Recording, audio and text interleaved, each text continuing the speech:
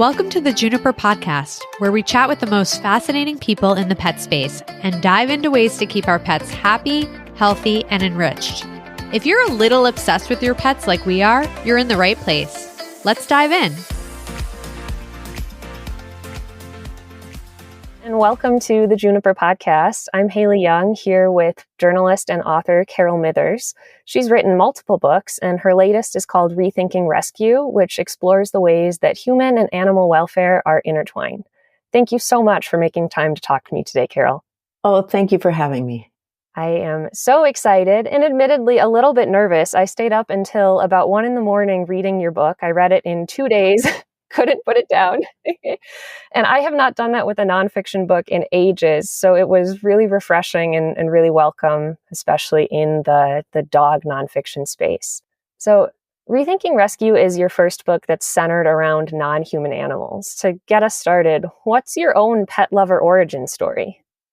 I grew up with a dog, or I got one when I was a teenager, and to my regret, in looking back, I was a terrible pet owner. My family were terrible pet owners. We knew nothing about what a dog needed and how to be good pet owners.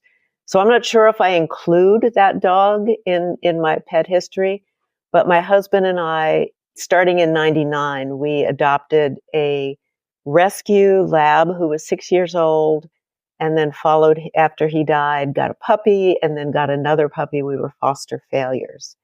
So I learned a lot about how to be a better dog owner and how to really love an animal by seeing it as an individual, which I don't think I ever thought about when I was young. But all three of our dogs have been absolutely different from each other. And we just lost our last one a month ago. And so loving a dog as an individual, I think, makes it so much harder to lose that dog because you realize it's irreplaceable. You'll get another one, you'll love it, but it won't be the same. Yeah, I'm so sorry for your loss. It's the worst. It's the absolute worst. I'm sitting in my office and I still have her bed next to my desk because I can't quite bring myself to get rid of it. Yeah. Thinking that you see them coming around a corner or hear the sounds that they make. It's something we sign up for when we share our life with a pet, but does not ever get any easier. No, it does not. No. I always get emotional thinking about the loss of our pets. My own dog is getting up there in years a little bit. You know it's coming. We knew it was coming. Our dog was almost 14 and she was a big dog. So we knew it was coming, but when it finally happened, it was like, what? How could she not be here? Yeah. They become such huge parts of our lives, which is a really big topic in Rethinking Rescue, where you talk about how much pets matter for so many different people. And, not always the type of person that American society has long considered to be the ideal pet owner. If you could make sure that every reader took one thing away from this book, you can put it on a billboard and put it into the heads of every pet owner in America. What would that one thing be?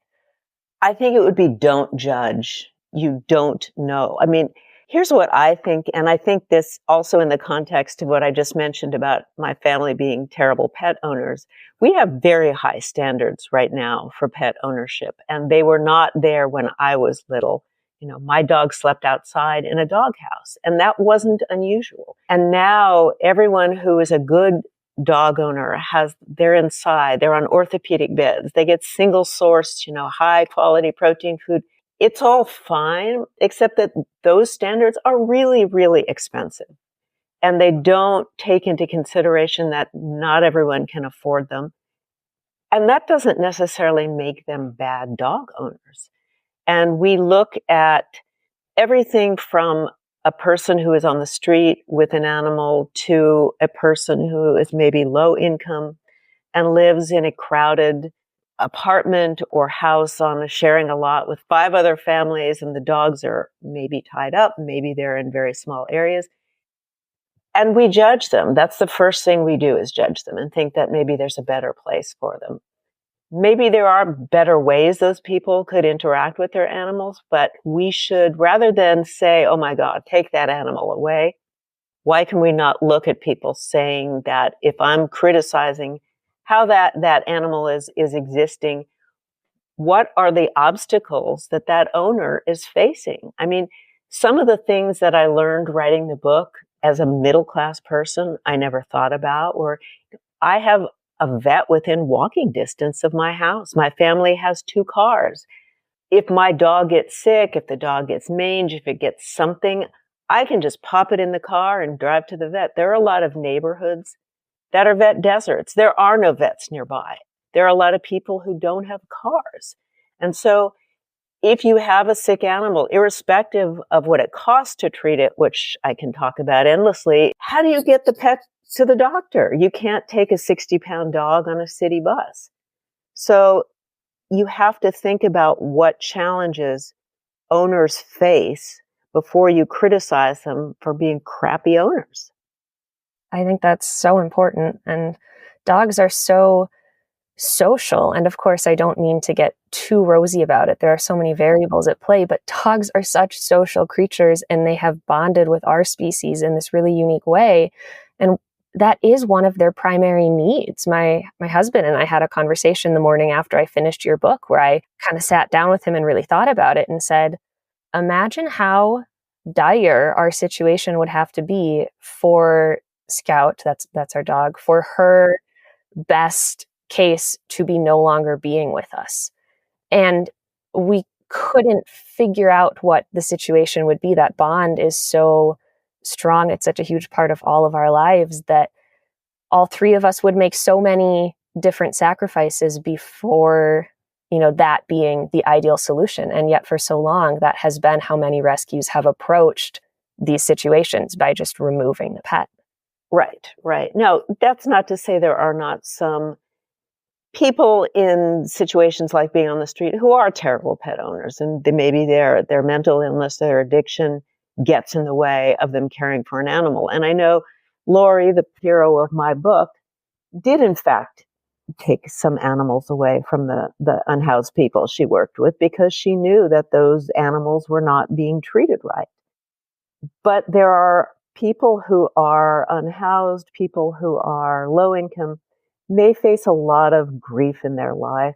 And an animal, as you know, is someone who loves you no matter what you look like and how much money you make. And to take that love away is really cruel if the person is trying.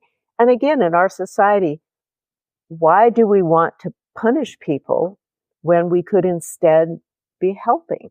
And I think that was what was so amazing about what Lori did and has done. Lori Weiss, head of Downtown Dog Rescue, she thought about what is preventing people from being the kind of pet people that we'd like to see. The answer was help them, give them spay and neuter, give them vaccinations, give them food.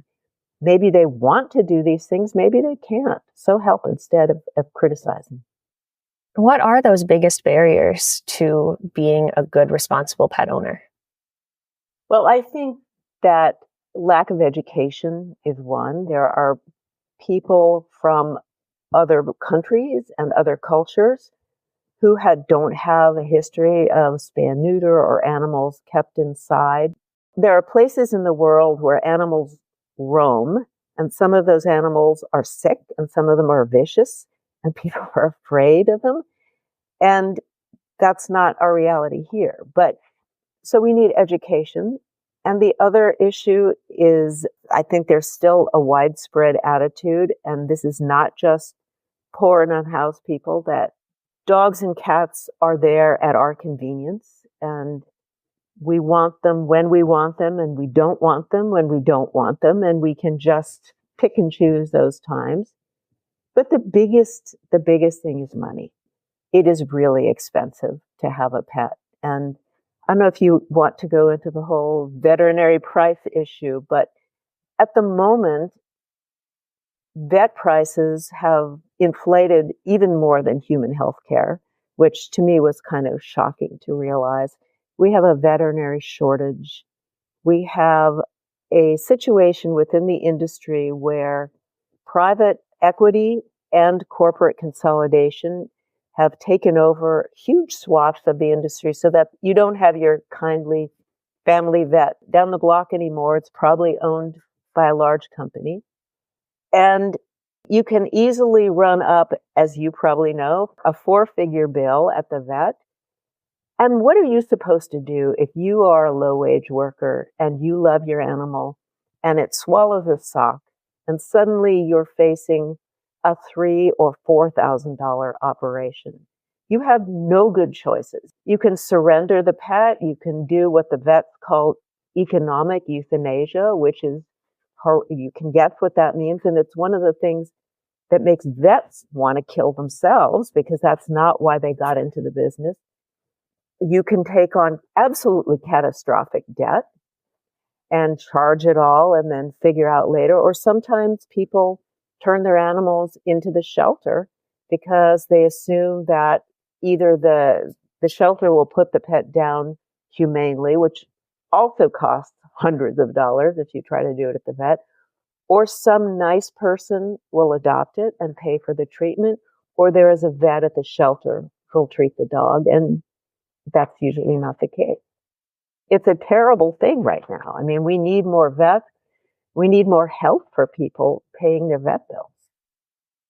Absolutely. I was shocked when I read the numbers in your book about how much initiatives like spay and neuter and increasing access to that procedure has drastically reduced the number of pets that we end up seeing in shelters, and how all of those things can have so many ripple effects. You mentioned a few times in the book too, where efforts to keep a pet in their original home prevents them from ending up in a shelter, and that they might not be the most adoptable pet. I mean, we all love our pets. They're all amazing in their own ways. I have an incredibly quirky blue heeler who I'm under no illusions that if she found herself in a shelter, she would not be very adoptable.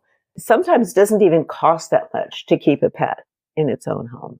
And yes, the shelters, even now, I mean, in LA, are filled with large animals who are 4 and 5 and 6 years old. Nobody wants them, is the sad truth. And so if there's a pet that a few $100s can keep in its own home and prevent that family from being crushed with grief, prevent the dog from being euthanized or sitting in a cage for who knows how long, it makes so much sense. I mean, that was the innovation that I think Lori Weiss had that was so stunning, was she decided she would try this experiment to see what it would take to keep animals out of the shelter. And it was so stunningly successful that the numbers she had predicted for over the course of a year, she met them in a couple of months, because people didn't want to give up their pets. They just didn't know what else to do. Yeah, there's such a narrative that I thought this growing up. I thought this until more recently than I would like to admit, that anyone who abandoned their pet at a shelter, even there it is, the word abandoned.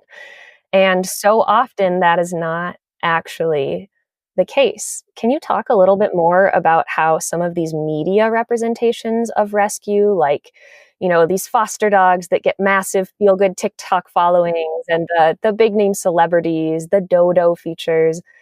Can you talk a little bit about that and this narrative of saviorism? When we first started with the movement that we sort of call no kill, which is a shorthand that doesn't actually mean the same thing to everyone, but this idea that we don't want every animal in the shelter to be at risk of death. At the time that began in the 90s, every animal in the shelter was at the risk of death. There were a huge number of very nice adoptable animals that were put down simply because that's the way we always did it. And so if we were trying to change that narrative and to publicize that these dogs were actually really adoptable and cool, we had to make them appealing and make the story emotional. And so all those pictures of sad-eyed dogs and adorable dogs and dogs quivering at the back of a cage looking terrified, it was really necessary to sort of get things going. But that was where it stopped. And we have gone now to where every animal is seen as pathetic, as a victim. And part of that, I think, is because our society, we want to help people and animals, but only those who deserve it. And those who deserve it tend to be innocent victims. We think the guy who's sleeping on the corner in a sleeping bag, he's not innocent. Maybe he's responsible for his own poverty, for his own addiction.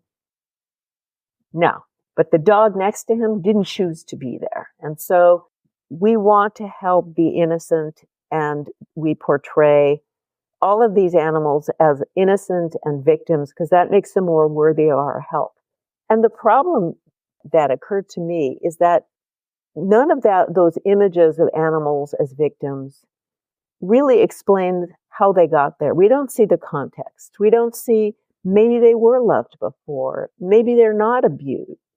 And I call it in the book redemption porn because there's something really appealing about watching something suffer and then watching it get fixed. And so those videos, which I have to admit, I watched a billion of myself because there's something creepy and seductive about them, that you see this terrible situation and then somebody comes in and fixes it and then happiness results. But the problem beyond the no context is that it doesn't encourage us to do anything. It's not like we saved that dog. We didn't do anything. We didn't prevent it from ever happening again. And so it just becomes this sort of exercise in kind of catharsis. Oh, misery. Oh, it's fixed. And it takes us nowhere. Yeah, it's so tempting to fall into that YouTube or Instagram, just like scrolling spiral.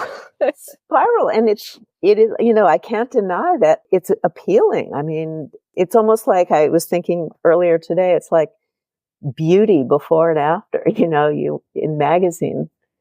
Why should we celebrate somebody looking horrible and then getting fixed? But that's kind of creepy. Truly, yeah. And you mentioned at the start of our conversation, all of your dogs have been such individuals. And here talking a little bit about some of the, the redemption porn and that narrative about dogs getting fixed. Your book shares some amazing stories, several amazing stories about dogs who seem to fully transcend their past, like Lori's Clancy, and then also some realities of dogs who are unable to adjust, like the sad tale of Bandit and others who are noted sometimes as bite risks throughout. And this is something, having a rescue dog of my own who I adore and being involved in the rescue community, I think about a lot.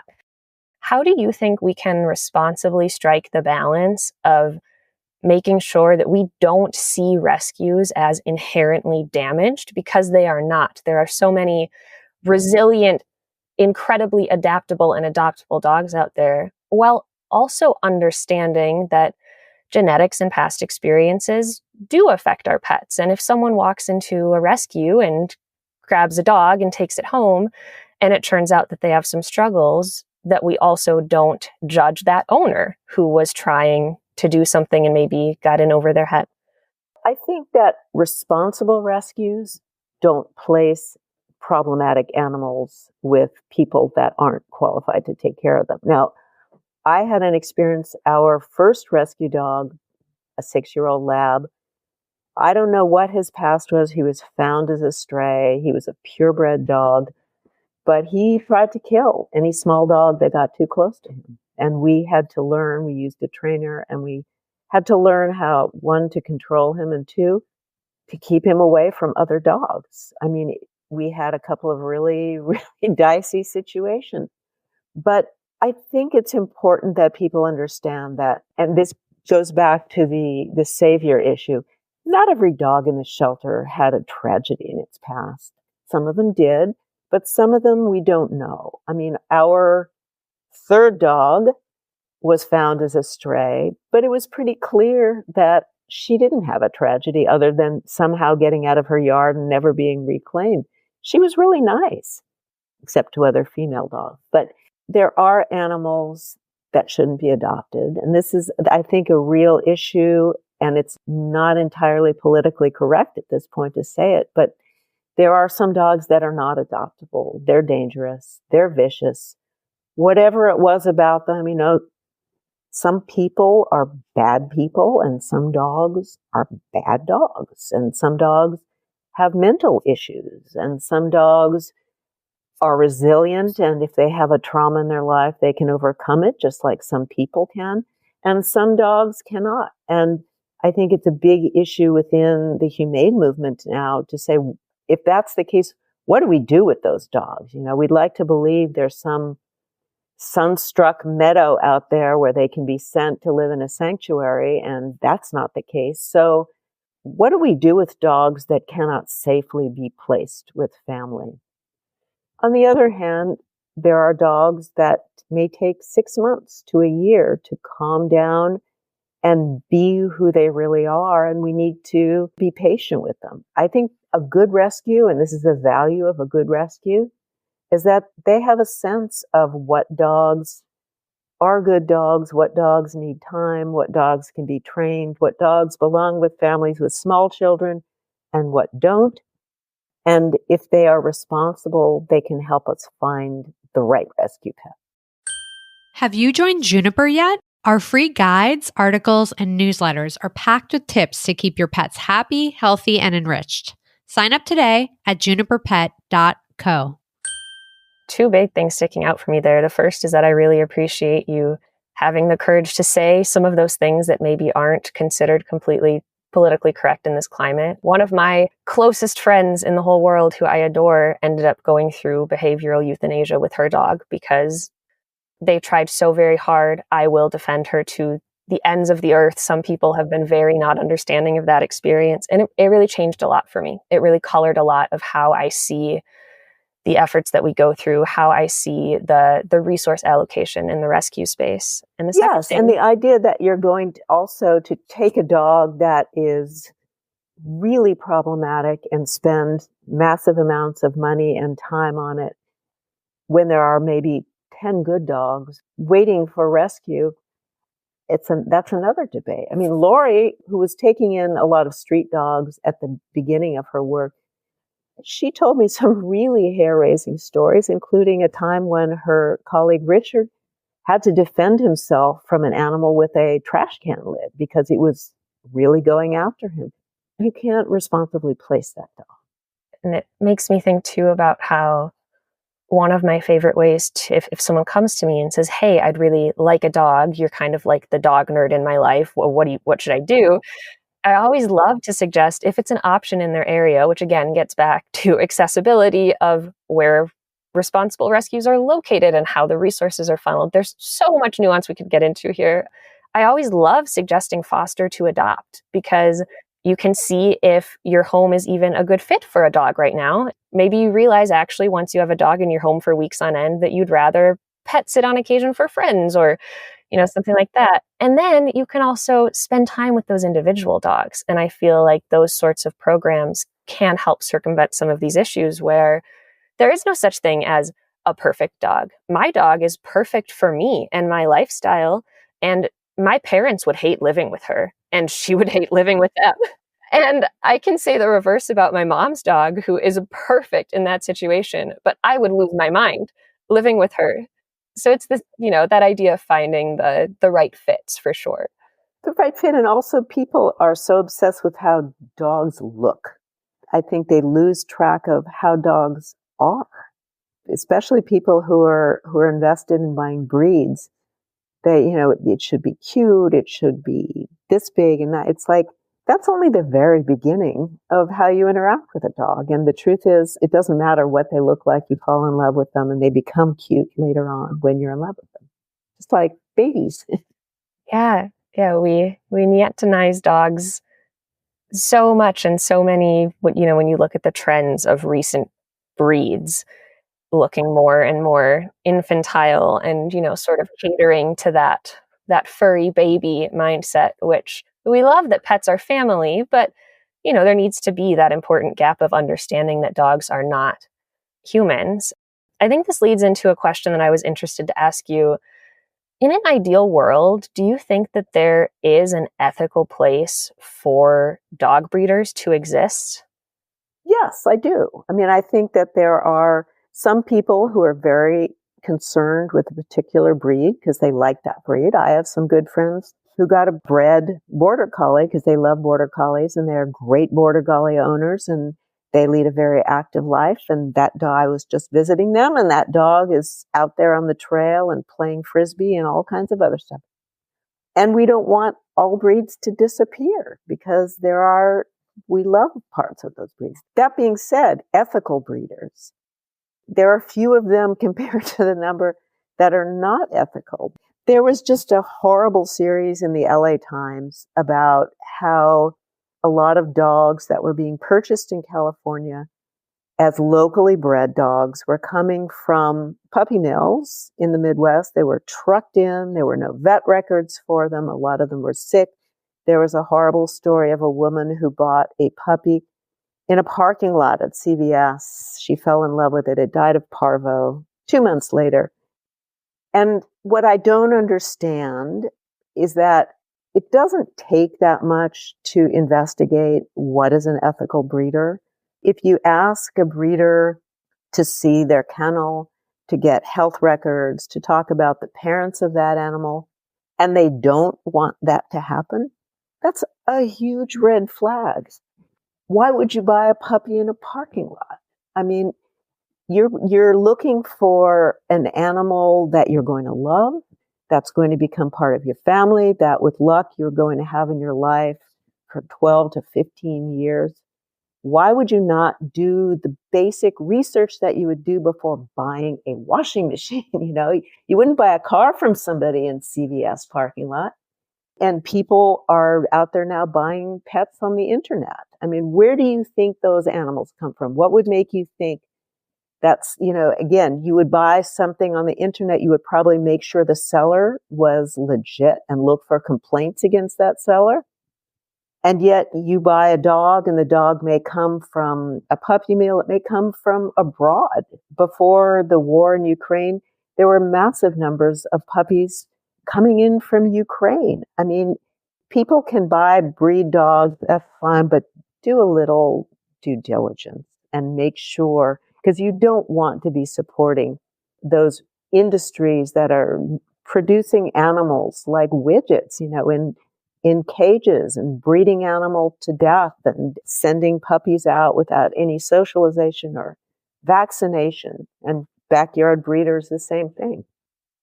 And the marketing has gotten so sophisticated. I have a friend who lives near LA and she sent me the LA Times series that you're referring to. And we pulled up some of the websites of the breeders. And in a one-on-one conversation, I would feel confident in my ability to vet them. But purely looking at the content that people can create or steal from others and share on the internet, it is such a wild landscape right now, with everyone promising that they've done health testing and that, they have puppy culture socialization protocols. And it can be so overwhelming to look at that and figure out, oh my gosh, how do I go to the OFA website and actually check that they have completed the health testing? And yeah, it's such a minefield for the well-intentioned average dog owner whose 6-year-old really wants a puppy and they've said, yes, we'll get you a puppy. And then they realize that they're faced with this. That is such a problem. I honestly think at this point, the default assumption should be that the breeder you're talking to online or on the phone is not on it. Yep, I agree. And if you can go meet them, the friends of mine who got the border collie, they actually went and met the breeder. And also, good breeders make sure that they have homes for the dogs that they're breeding. They don't just produce, 15 puppies and then find somewhere in the U.S. to place them. Oh yeah, there's a wait list. Yeah, yes. And so, people don't want to hear that because it means it's harder, it's possibly more expensive, it's a lot more work. But you don't want to be supporting sweatshops and you don't want to be supporting backyard breeders and commercial breeders in the same way. If people could tour those facilities and see those animals, they would not, they would not do it. But it goes back also to what I said. When people want animals, they want what they want. They want what they want and they want it now. And that's our internet culture too. I want a sweater. I'll buy it on Amazon and get it tomorrow. I want a dog, I'll buy it wherever and it'll get shipped to me. Yeah. And there's that false narrative that dogs can be commodities that we can fully shape to us. I mean, certainly we can select for certain traits. No one can argue that a cattle dog isn't different from a Labrador. Of course, we have these things. But as we've come back to, I think 3 times now in this conversation, dogs are individuals, much like how people are individuals. And so that idea that you can have someone just craft a out of the box, perfectly suited puppy who's going to show up on your doorstep, that's just not the reality of pet ownership.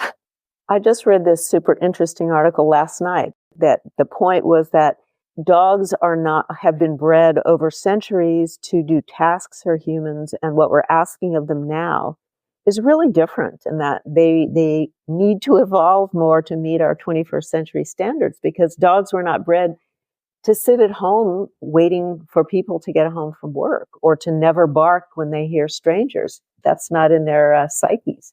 One of my interests lately has been the Functional Breeding Collaborative. I'm not sure if you've heard of them. They're a group of ethical breeders whose professed values are to care about health and temperament for the modern human world. And so they will intentionally breed mixes sometimes, which I know can also be a controversial thing in the breeding world. There are all of these nuances at all times going through my brain. From what I know of them thus far, I really like that their focus is on producing pet dogs suited for the modern human world, because to your point, most of us are no longer living on a ranch and in need of a working cattle dog. Right. We don't need in Los Angeles huskies that were made to pull sleds and things. Yes. And major props to the responsible husky owners in LA who meet those needs and figure out how to make it work. That's fantastic. But in general, we're suited to different environments. We are dogs, everyone is individuals. What is your best advice? I thought you did such a lovely job of this in your book. And I am an aspiring writer myself. Something I always struggle with is sharing other people's stories. How did you do that so well in a way that humanizes and inspires empathy instead of furthering some of these stereotypes and that division? Because I think that this was a really tricky topic that you navigated very well. It was a really long process. I mean, when I first met Laura, it was probably 10 years ago. And my first inclination was to write one of those savior stories. Here was this nifty woman who's navigating the ugly streets and doing all this good work. But it was talking to her, and she persuaded me over time that there was a larger story.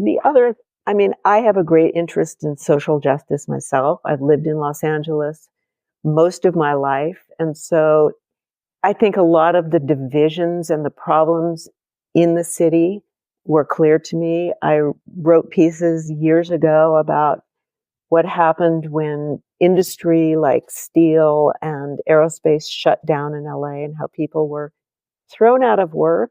And so part of what I liked about this story was that it wasn't just about dogs. It was about people. It was about culture.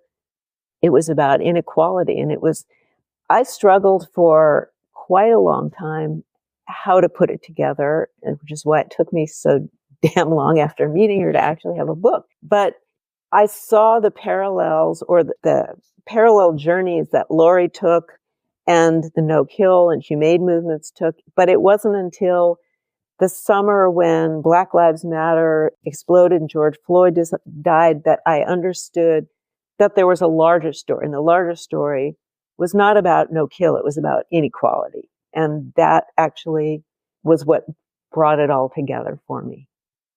And sometimes with a book, I think it is a really, really slow process of understanding how things fit together and what your story is. And which is not to say it didn't take me forever to do the work of interweaving it, because I could show you the stack in my office of false starts, which is something like 3 feet high. What was the most challenging part of this project? It was that.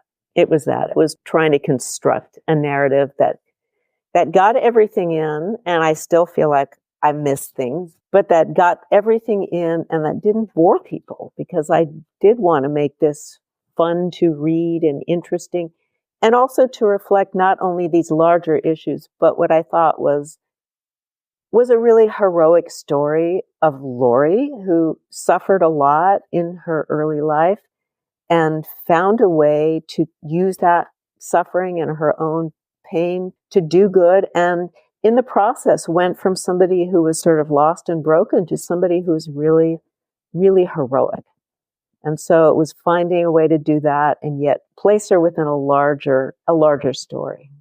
Yeah, I felt like I was reading 3 layered stories. There was the large zoomed out overall story of rethinking rescues, how we approach rescue in our country.